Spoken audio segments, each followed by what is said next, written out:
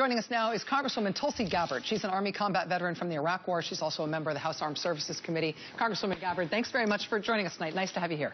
Thanks, Rachel. Aloha. I guess how serious is a very general, wide-ranging question, but how serious do you think the situation is? How concerned are you about these latest reports? I'm deeply concerned, Rachel, with what's happening there in Syria, but for its reasons that go deeper even than all of the news reports that we're hearing. The real concern that I see here is that our leaders continue to lose sight of what our mission really is, what the United States mission really is. And this is something that we saw started after 9/11 with President Bush, when he went into, rather than focusing on defeating al-Qaeda, al-Nusra, and these other Islamic extremist groups, instead, he was distracted by removing secular dictators like Saddam Hussein. We saw this continued with President Obama and then Secretary Clinton in the removal of Gaddafi in Libya.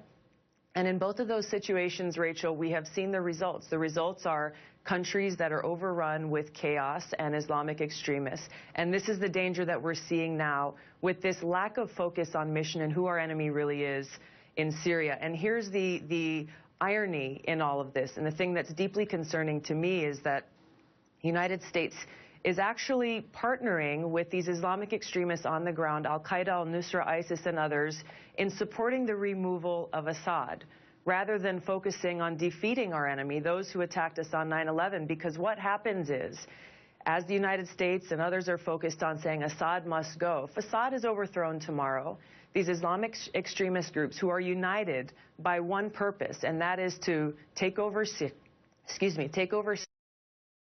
overrun the country, and present a greater threat, not only to the Middle East, but to the world.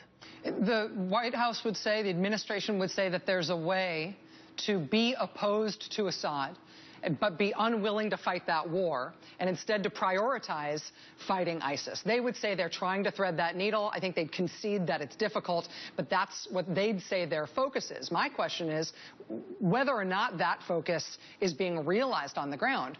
Now that Russia's in there fighting a full-blown war, including cruise missiles and basically totally unconstrained targeting of people, even those who are allied with the United States, what does that scramble do to what is already a very difficult U.S. mission? Well, first of all, I can tell you as a soldier, I know a very basic concept, and that is you don't defeat your enemy by also simultaneously helping them at the same time. ISIS, al-Qaeda, al-Nusra, all of these different groups are focused on removing Assad because they know that if he goes, they will be first ones in the door.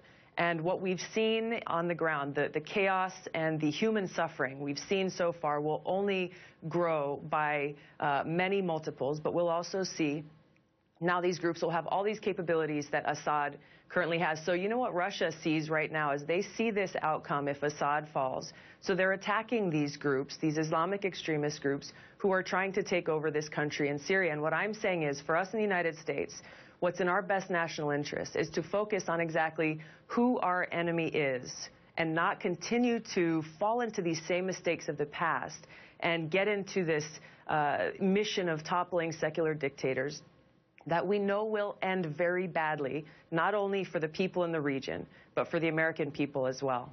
Congresswoman Tulsi Gabbard, it's always a pleasure to talk with you about these issues. Thanks very much for being with us tonight. Thanks, Rachel. Thanks.